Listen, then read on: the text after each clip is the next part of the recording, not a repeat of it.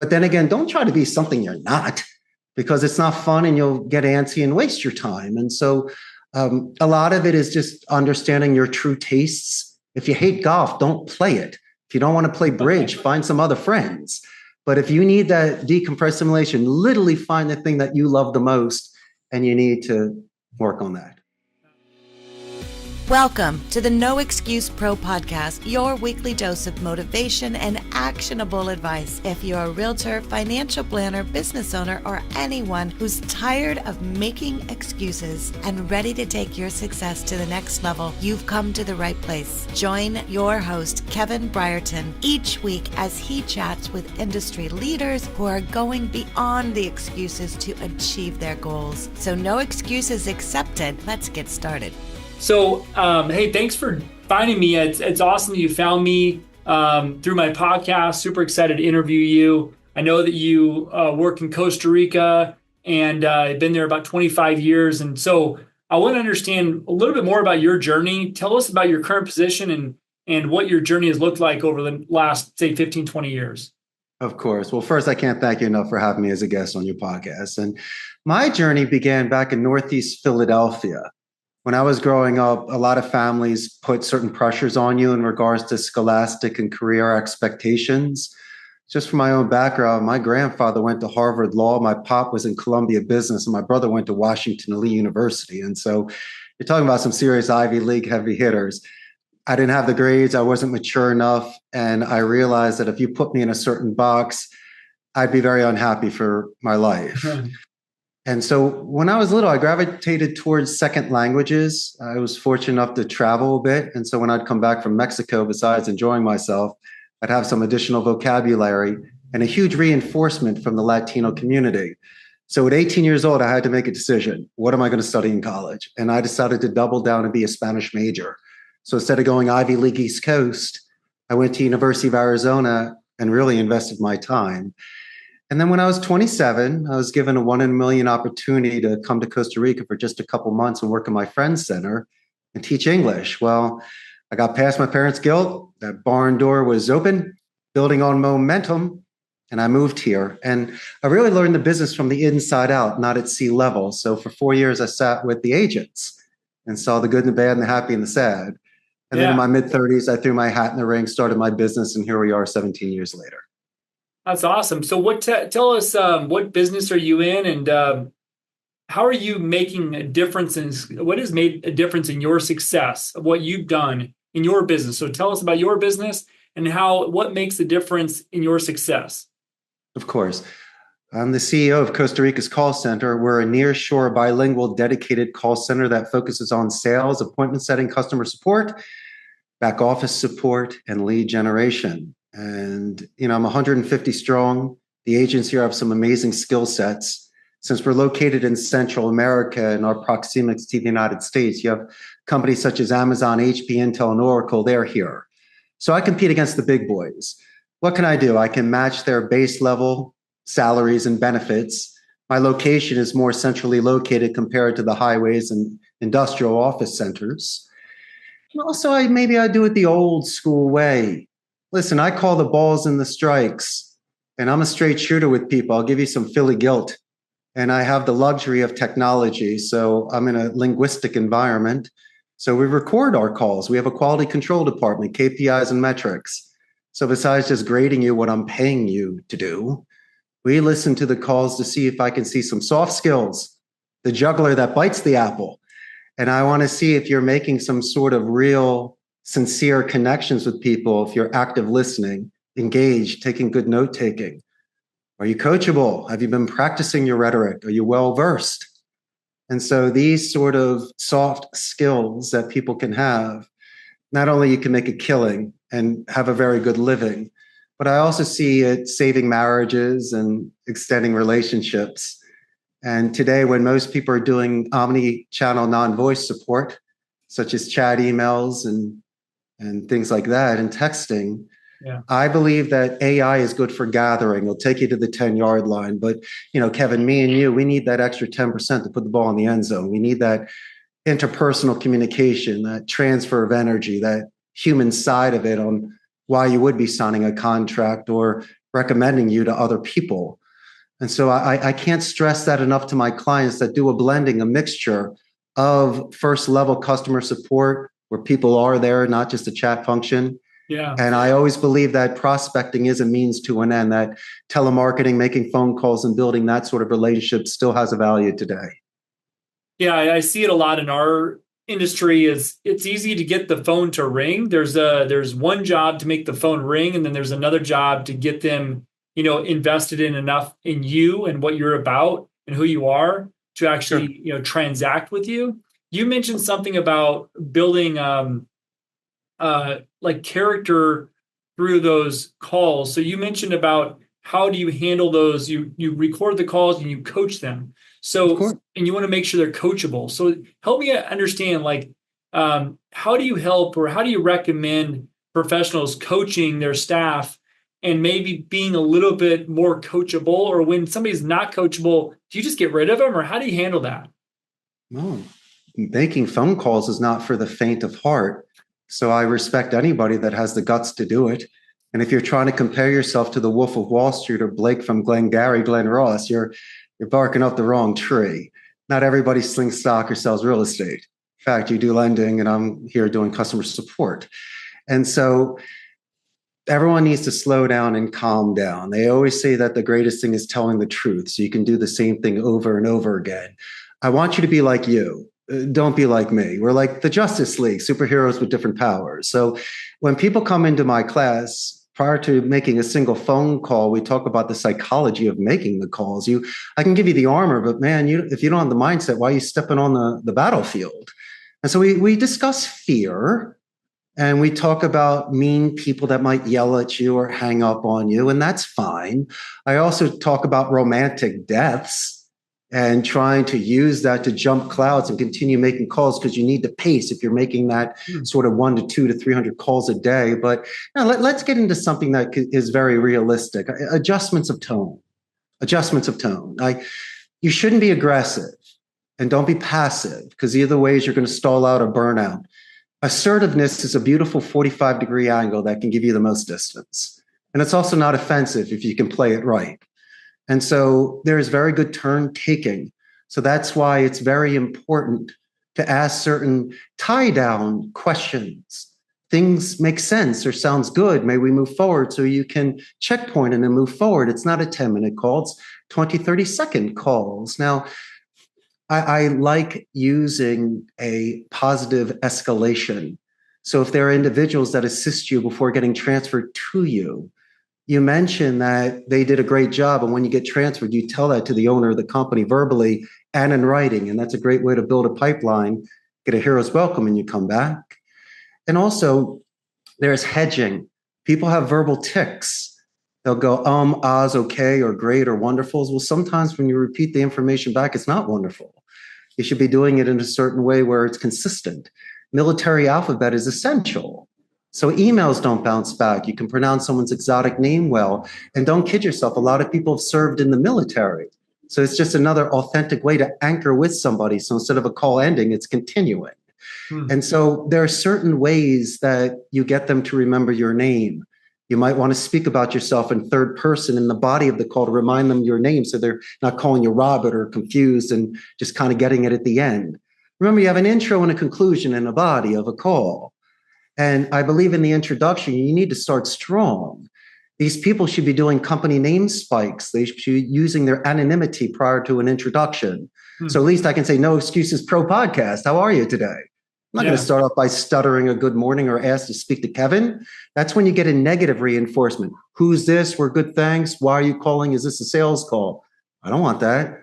I want No Excuses Pro Podcast. How are you today? And then you give the reinforcement of, who's this? I give a buffer boomerang technique. I go, hey, Kevin, that's an excellent question. My name is Richard Blank. And then I'll double dip for the second reinforcement when you say, okay, Mr. Positive Name Spike and buffer boomerang. What company do you represent? Yeah, I got you twice. Instead of a defense at a 10, now you're at about a 4. And I took that 6 and moved myself forward in regards to momentum. And you do these sort of things. And so my conversations are about due diligence. If you can look at something prior to making a phone call, that can give you some distance. in addition to that, repeating what the people say so they don't have to repeat it, that helps you along the way. And I guess it's really about, as you do, you're the king of follow-up. If someone asks you to call at 3:00 Thursday, you're there. But you also make it tentative in case there's wiggle room. You don't lock it in stone because things happen in life. If someone asks for an email, you do it before the end of the day. So I'm not asking for science or $1 million ideas, but your bio is pretty much telling you the basic structure of how to do business. Someone asks you to do something, you do it. And you follow through. I learned a long time ago is if you tell somebody you're going to call them back in 2 to 3 hours, our manager would always ask us, do you know why we do that? And do you know why we call them back in 2 to 3 hours? And it was like, it's so simple. It's because you told them you would. If you tell them you're going to call them back in 2 to 3 hours, you do it no matter what. And you build that rapport. And so that was something that was huge early on. I started early on. It was a hybrid of call center, but also we would go out and see clients right out of college, started in the mortgage business. And I would actually answer phone, read a script, and then I would have to go out to the client's house 4 hours outside of where I was at in Scottsdale and Phoenix area. And we would drive to all these different places. We'd have to get handwritten documents, very different nowadays with all the e-signing. We needed to make sure that we were strong enough personality-wise on the phones, but also strong enough in the house to make sure we can get everything signed, take care of what we need to do. I never had to drive back to the house because I was very diligent, but we did have a lot of people that have to go back to the house to get more stuff signed to get the loan closed. And I never had to do that while I was in that job. So that's kind of a unique thing for us was the face-to-face and the phone situation how I started early on in the business. Of course, you don't want to drive back to Buckeye twice. Or Kingman. Okay, Kingman, Arizona, of course. I used to, it's so funny since I'm a wildcat. Yeah, the first job I had was with Frontier Communications selling telecom. So instead of doing domestic rates, I was doing rates to Mexico for the international rate decks. I was going like to Southwest Phoenix and driving all those places. Oh, yeah. But I loved old school prospecting. I like knocking on doors. I'm not saying you do that indefinitely, but don't tell me that doesn't build character. And you got to be on top of your game, and you got to pace yourself, and you got to eat well, and you got to rest. Because as I say, that's where the real player comes in, and you earn your stripes. And but good for you. I mean, you mentioned rest, something that, I just about a week and a half ago, I found myself, and I guess I drink coffee, but I felt like I was not drinking too much, but I realized I was drinking too much, if that makes sense. Yeah. And I wake up early, have some coffee, go to the gym at like 4:35, running, having big goals and going after things. And I kind of hit a wall 2 weeks ago where I just was like, I'm drinking too much caffeine. I haven't had any caffeine now for about a week and a half, 2 weeks. And you say rest, and to have this type of pace, and in a call center, to have that pace and always be on, I find it really important to be able to disconnect at some point. Is there anything that you recommend to be able to disconnect and have that pace where you're able to run hard at certain times and have a break? Is there anything you recommend? First downs compared to touchdowns. If you're going to try to give yourself 4 hours to play a round of golf or that 2 hours in the morning to hit the gym, I got you. But what happens if it rains and you can't get the gym? Where are you still going to get that sort of satisfaction? Well, why don't you make your bed in the morning? That's the first thing you should do. Maybe iron your clothes. A lot of people are wrinkled. I don't know what your diet is like, but for me personally, once I started taking creatine and protein, that's assisted me where I'm not skipping meals, I'm supplementing.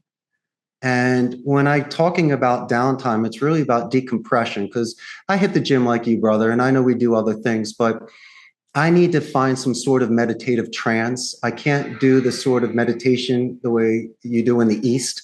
I'm too hyper. But I can wash a car for an hour. I can play pinball because I collect classic machines. I can do that for a while. And, there's certain things that I can do that are my own hobbies where I can decompress. And if I can't do that, I can't sit still. But maybe it's something where I'm not speaking, or the phone's away, or I'm not listening to music or a podcast. Why can't I just hear the birds? or go next to like a river, because you know that you get the image streaming after about 20 minutes of decompressed stimulation.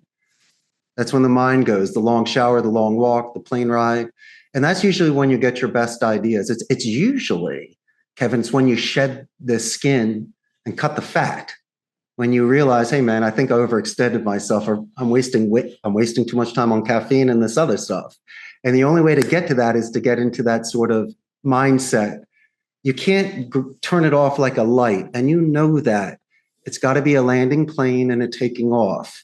You got to keep blending it. If not, that's not your personality. You're not a black and white kind of guy and Superman rip-off shirt kind of cat. It doesn't work that way. It's not healthy.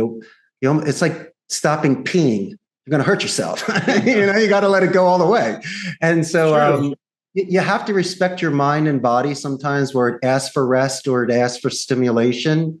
Yeah. But then again, don't try to be something you're not, because it's not fun and you'll get antsy and waste your time. And so a lot of it is just understanding your true tastes. If you hate golf, don't play it. If you don't want to play bridge, find some other friends. But if you need that decompressed stimulation, literally find the thing that you love the most, and you need to work on that. This is awesome, man. I love the conversation on this. You're bringing some things back to light that I've learned years ago that I'm like, you know what, I need to probably revisit this. So question for you, in line with the no excuse ethos of this, can you share with me an experience you had to hold either yourself or your teammate accountable to ensure success? No, a lot of it is the guilt. I've seen you at your best, and I know that sometimes you're out of character. I can't hit the ball and drag Johnny. I'm just not going to do it. But if I've seen you at your best and this is not who you are today, you're definitely out of character, and you're better than that. Mm-hmm. And so the best coaches I had weren't the ones that scared me to coming to practice, or it was really when I got to college. And I saw individuals there that were very self-sufficient, that were raised a certain way where they were good in the kitchen. They knew how to separate clothes for laundry. They were more mature than me. They had their game together much better than I did. So if you can compare yourself to your peers, not to your mentor or your teacher, that's an excellent size up. And I love surrounding myself with friends that are winners. And none of my friends own a call center, so I can't compare notes, but my doctor and lawyer and business friends, I listen to them, and we have our Philly pride. And what I love to hear the most is not the challenges that they have. It's just the weight that they're able to carry. It's the later rounds of the fight when your legs hurt and your arms hurt, but you keep going. And so I like to hear the grit. Usually it revolves around their children or taking care of their parents, or just their own commitment to themselves, that they said they would do something. And a lot of it is not even financially related. It's just that sort of thing outside of work that they can give their spark to continue going. And it's interesting now that we're getting older, balder, and wiser. We're the ones that should be paying it forward. And so when I am able to give a sincere compliment or notice something that can adjust a balance and improve someone's self-confidence, I will do it. Because me today, you tomorrow. And there are 1,000 people that help balance my bike along the way. And I'm the first person to be humble and give, credit to the teachers, coaches, and friends that assisted. And so it's a weird stage. There's things, golden jewels lose its luster. And I think that the best memories and the best energy you get is when it's something that's not financial, because anyone can make a buck and give a buck. Yeah. But giving that advice. Yeah. And that's why I actually started the podcast. So I was at a coaching event, a great coach I've been coached by in the past in the mortgage space, Todd Duncan, runs events over the years. And I went to one 10 years ago, which really changed the direction of my career. And then I went to one again after 9 years after the first one. And one of the things that hit me is he really is about like getting in tune with what's most important to you. And he teaches us how to help other people extract what's important to them and how to help them with that. And True. just along the lines of what you're talking about, and the reason why I moved forward with this podcast is I think a lot of people, whether it's personal or professional, have so many things that they want to do in their life, but they have all these excuses on why not to do it. And, it kind of gets tiring when you're calling up your friend saying, hey, you need to do this, or calling up your business partner, hey, you need to do this. But having something like this, a platform where we can interview other successful business owners like yourself, Richard, that can help share insight is really what I want to do. I've been in the business 20 years, and I really dialed in like what's really important to me is worth, and having worth either inside for myself that I know I'm worthy, worthwhile, but also providing worth to others too, and making sure we're giving back. And so you're hitting the nail on the head with me. I mean, this is exactly why I'm recording these, and I'm getting such positive feedback over the year, or this last year that I've been recording it, and it's just been amazing to be able to how to lean in to help people out. So thank you for saying that. It just reinforces what I'm doing. Of course, my man. And if I may be forthright, you sometimes have to make selfish decisions. I did in regards to my career, learning the second language, moving abroad. Did I disappoint? I disappointed a lot of people. So tell me more about that. That's really good stuff there. I should be selling real estate in Scottsdale, getting yelled at by my older brother, telling me to make more phone calls. But I think a lot of the excuses people are making is because they have a lot of pressure from their family, or they've never left the island and they don't know what's out there, or they're just comparing themselves to others that have never left the castle. And so you read about these fables, it's really a hero's journey. You're supposed to leave a castle, slay a dragon, and save a princess. How are you supposed to do it unless it's planned out for you? And so I'm not telling you to steal a car and drive cross country. I was building on momentum from the second language, getting better at it, interning during college, certain jobs post-grad. So my goodness gracious, you see the trajectory, you see where it's going. This is, and you want to know something else? When somebody does wax on, wax off, dedicated practice above and beyond what work or school expects of you, reading the extra book, going, as you say, to the seminars, meeting the people, my God, is that a spark in somebody? You should never put that out if they're really practicing that violin and piano, no matter how it sounds, because they're living life, they're drinking it. And that could always lead to other things too. Well, I think I'll tell you, I just interviewed a young kid. He's 19 years old, going to ASU, and he was a referral from a close friend of mine, and it was a son of one of their friends, and he read he wants to get into real estate, right? So here's the greatest thing: he's taking a step forward. So he was working at Walmart, and he decided he met somebody that did property management. So his job is literally the grunt work of the property manager. He's supposed to go in there, kick people out, take care of the properties, go check on things, do property visits. He's seen some crazy things just in a short period of time. But you're saying take steps forward, small steps. He wants to go be an investor, but first he's going to be a grunt working on toilets and fixing, the dirty little rings on toilets. Nobody wants to do that. But that's what it takes to get to the bigger things in life. And you need to start with learning the language, doing these basic things, learning the steps. And then also, here's something I have a question for you on. How do you get over maybe the fear, or if somebody has fear of taking, hey, I've done all that groundwork, but I'm stuck here at my job and I should go start a call center. I should go start a team. I should, invent something. How does somebody make that transition that may be having a little bit of fear around that? Well, if you've been fixing toilets, then you should know what you're doing. And so when you meet other people that have done it and you're the owner of a company and you hire people to do that, you'll earn their respect. You just don't write checks. Like if somebody walks into my call center and they know how to make phone calls, I can respect where they're at. But this is my wheelhouse. So you're really dealing with somebody here that can take any call at any time. And my metrics might be as good, if not better. And so really, it's about the experience and time that gets you at that level. But if you can, as I did, working at my friend's center, learning retention, customer support, onboarding, training, human resources, SEO, affiliate management, that was my graduate school. And so it was almost, I'm 35 years old. I'm sitting at breakfast. A good friend of mine goes, "Hey, Ricardo, why don't you start a call center?" Yeah, I was in between jobs. I was getting older. I was getting nervous. I wasn't making, the money I think I could make. So then you're saying, "Well, Richard, where's the fear come from?" I got you, brother. But here's the skins.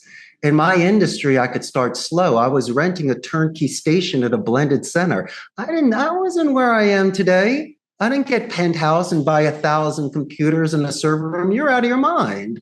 I was paying top dollar to rent a turnkey station at a place where I could scale accordingly. I did that for 2 years so I could have capital and the clients. Then I rented space and started buying used equipment of call centers that are having a turnover. So instead of $1, I'm paying 30 cents for a brand new Dell.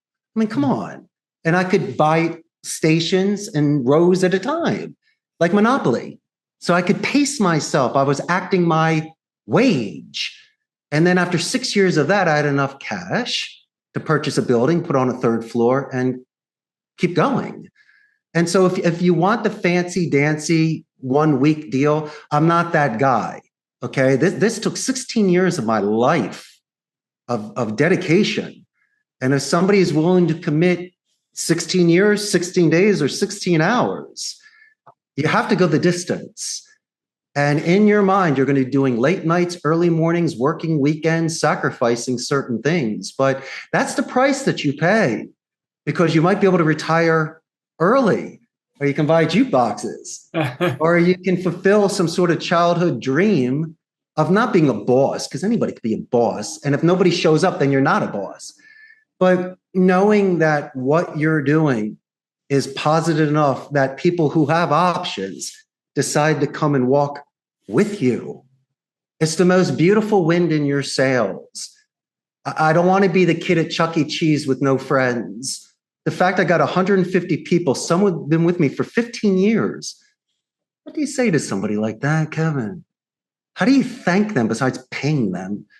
So what I do is I give them pinball machines. I give my oldest guy a hook pinball machine. I mean, what else can I do? But I tell you what, they do have options. I do compete against Amazon.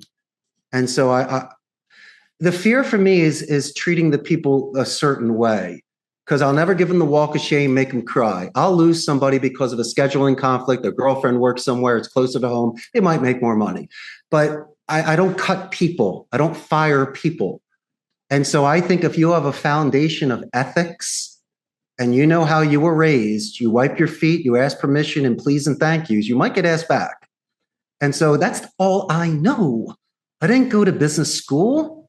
I didn't read all those books I'm supposed to be quoting. I'm just an old school cat from Philly that went to Arizona. I got a 1 in a million shot in Costa Rica. Why do you think I'm all smiling every day? This should have never happened. Costa Rica is amazing. I've been down there once, a long time ago, 2006. Got to make it back. But we're keeping it in drive time. We're just about 30 minutes, so I have just a few more minutes. Wanted to keep this in drive time and make sure. I always like to keep that 30-minute range. Richard, what do you see for the future of the industry with the call centers? You mentioned a little bit with the AI, and really having a call center there. But what's the future of a call center with all the changes going on right now? In 10 years from now, 99% of us could be replaced. Think about an automatic telling machine for your cash. You don't need to go in the banks anymore. If AI keeps assisting people, moving them along, gathering the information and converting those calls, it's going to work. Like IVRs, integrated voice response, you put in your things on the phone. But I tell you what, there'll always be a certain market that presses zero, that's willing to speak to the person at the ticketing counter, pay an extra $20 just to make sure it's done. Maybe we're concierge, first class, or just rare. But it will be adjusting my industry accordingly. And is that a good thing? I think it's a fantastic thing for the consumer. But I don't want people today to fully focus on nonverbal communication. I think the texting and emails and chatting, there's a miscommunication, misinterpretation. If you have the certain skills to be able to speak with somebody, you'll have a much more solid relationship, more memorable. You can transfer that electromagnetic energy. Yep. and you'll find your job much more fulfilling. But Kevin, my man, I That's can't thank awesome. you enough. I had the best time today on your podcast. Yeah, it was great talk with you. I feel like we could talk about a lot more information. So maybe on another time. Hey, everybody, thank you so much for jumping on the No Excuse Pro podcast, where we're helping people break through excuses, take on their goals, and make sure they're achieving them, not just writing them down, but actually achieving them and breaking through those excuses. Thanks again, Richard. It was a pleasure talking with you, and we'll talk to you again soon. Take care, buddy. And there you have it, folks. Another enlightening episode of the No Excuse Pro podcast is in the books. A heartfelt thank you to today's guests for sharing their wisdom, and to you, our valued listeners, for spending your time with us. If you're ready to ditch the excuses and level up, make sure to subscribe and find all our episodes at noexcusepropodcast.com. Don't forget, the only thing standing between you and your goals is the story you tell yourself. So no excuses accepted here. Take action and make it happen.